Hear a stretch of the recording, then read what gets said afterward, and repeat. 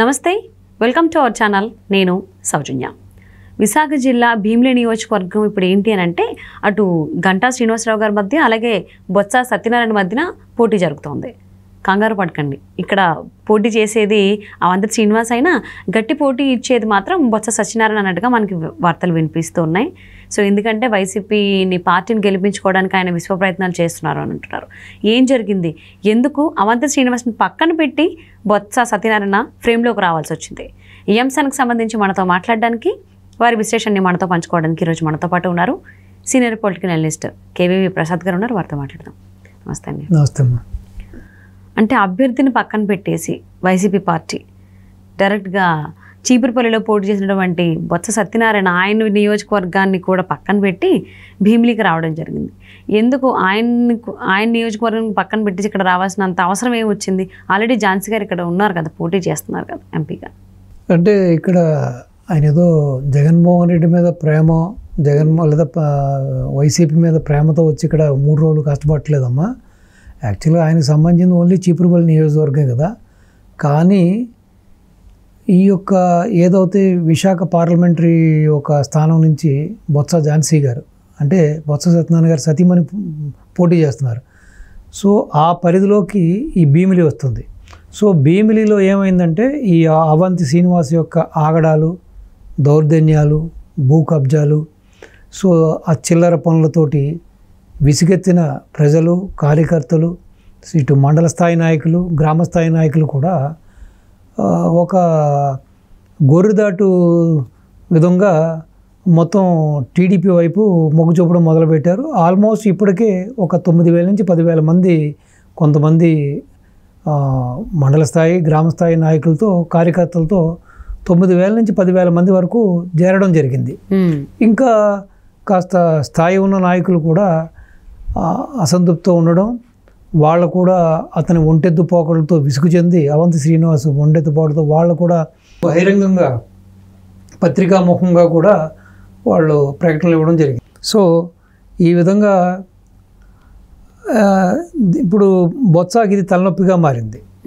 So డెఫినెట్గా ఈ విధంగా భీమిలి వన్ సైడ్ అయిందంటే డెఫినెట్గా తన భార్య యొక్క విజయావకాశాలు గండిపడే అవకాశం ఉన్నందున ఆయన తన నియోజకవర్గాన్ని కూడా వదులుకొని వారానికి 3 రోజులు భీమిల్లో మకాం వేసి ఈ యొక్క అలక వహించిన నాయకుల్ని బుజ్జగించడం, మళ్ళీ వాళ్ళు మీ మీద నమ్మకం లేదు, లేకపోతే అవంతిని మేము నమ్మలేదని చెప్తుంటే స్వయంగా జగన్మోహన్ రెడ్డి చేత మాట్లాడించడం, జగన్మోహన్ రెడ్డి యొక్క ముఖ్యమైన అధికారి ధనంజయ రెడ్డితో మాట్లాడించడం, వైవి సుబ్బారెడ్డితో మాట్లాడించడం, ఈ విధంగా కూడా మాట్లాడించి వాళ్ళకు భరోసా కల్పించి కొంతమందిని నిలువరించడం, సో కొంతమందిని నిలువరించకపోవడం, ఈ ప్రక్రియ జరుగుతూనే ఉంది.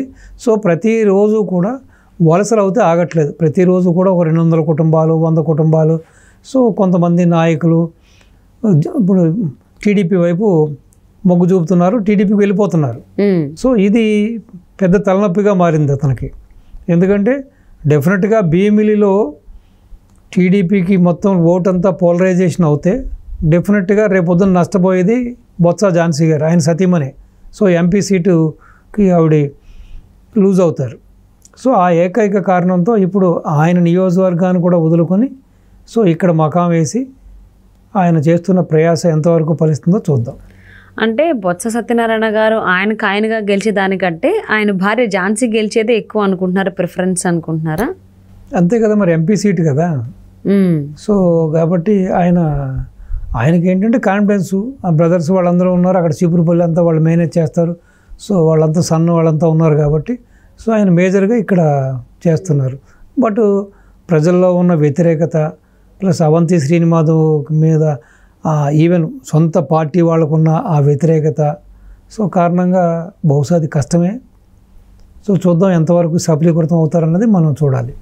అంటే మరి చీపురుపల్లి నియోజకవర్గాన్ని పక్కన పెట్టేసినటువంటి బొత్స సత్యనారాయణ అక్కడ గెలుస్తారా? మరి ఇప్పుడు వైజాగే కాన్సన్ట్రేటెడ్గా అక్కడే అన్నీ చూసుకుంటున్నట్లయితే అవంతి శ్రీనివాస్ ప్లేస్లో అది ఎంతవరకు ఎఫెక్ట్ చూపిస్తుంది అంటారు ఆయనకి?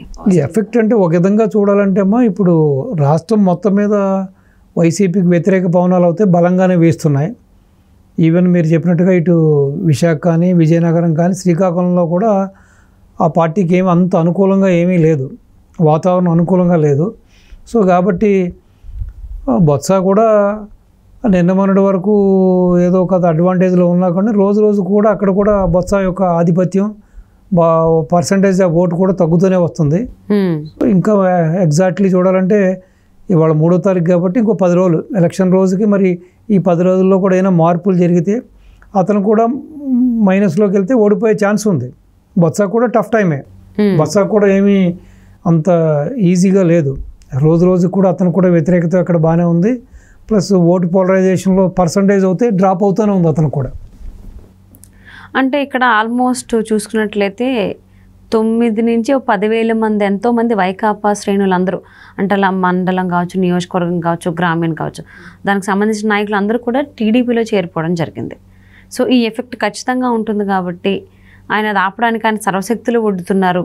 అసలు ఈ దానికి సంబంధించి ఈయన క్యాండిడేట్ ఎవరైతే ఉన్నారో అవంతి శ్రీనివాస్, ఆయనకి అసలు సంబంధం లేదంటే ఈయనే డీల్ చేస్తున్నారు బొత్స సత్యనారాయణ. ఇది ఎంతవరకు వాస్తవం అంటారు? ఆయనకి కలిసి వచ్చే పాయింట్ ఇది ఆ పని చేస్తున్నందుకు? ఇప్పుడు ఆయన కృషి ఆయన చేస్తున్నాడు, బట్ ఎంతవరకు సఫలీకృతం అవుతాడు అన్నది చూద్దాం, కాలమే చెప్పాలి. రెండోది మీరు చెప్పినట్టుగా 9,000 10,000 అన్నది it's not a small thing, it's a big number. అవును, అది సాధారణంగా 1,000 2,000 అవుతేనే ఫలితాలని తారుమారు చేసేస్తుంది. అటువంటిది 9,000 నుంచి 10,000 ఓట్లు అంటే డెఫినెట్గా అది ఫలితాల మీద చాలా పెద్ద ఇంపాక్ట్ ఉంటుంది. సో అది ఆల్మోస్ట్ సెట్ బ్యాకే కదా. ఓ క్యాండిడేట్ ఓడిపోవడానికి అంతకుమించి ఏం కావాలి మీకు? 9,000 10,000 అన్నది చాలా పెద్ద సంఖ్య అది.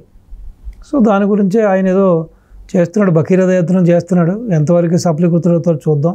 కొంతమందిని ఏదో తాత్కాలికంగా నిలవరించగలిగాడు, అయినా సరే వలసలు ఆగల. గ్రామ స్థాయి నుంచి, మండల స్థాయి నుంచి, వివిధ విభాగాల్లో ఉన్న ఆల్రెడీ కొన్ని పదవులు అనగలించిన నాయకులు కూడా వాళ్ళంతా కూడా కుటుంబాలతో సహా, కార్యకర్తలతో సహా, వాళ్ళ అనుచరులతో సహా టీడీపీలోకి వలసలు వెళ్తూనే ఉన్నారు. ఈ ప్రక్రియ అయితే కొనసాగుతూనే ఉంది. సో ఆయన ప్రయత్నం ఆయన చేస్తున్నాడు, ఈ వలసలు జరుగుతూ ఉన్నాయి. సో ఎంతవరకు సఫలీకృతం అవుతాడు అన్నది చూద్దాం. బట్ ఇప్పటికే డ్యామేజ్ అవుతే, జరగకూడని డ్యామేజ్ మ్యాక్సిమం డ్యామేజ్ అవుతే జరిగింది. దాన్ని ఐ డోంట్ థింక్ అది ఇంకా అంత ఈజీ ఏమి కాదు అతనికి. అంటే ఈవెన్ నార్మల్గా అందరితోని మాట్లాడినటువంటి సీఎం జగన్మోహన్ రెడ్డి కూడా ఇక్కడ భీమిలీలో మొత్తం కార్యకర్తలు శ్రేణులు అందరూ అటు టీడీపీలో చేరిపోతున్నారు కాబట్టి ఈవెన్ సీఎం జగన్మోహన్ రెడ్డితో కూడా మాట్లాడించి మరి బుజ్జగిస్తున్నారు బొత్స సత్యనారాయణ. ఏం కావాలని నేను చూసుకుంటానని నేను హామీ ఇస్తున్నారు.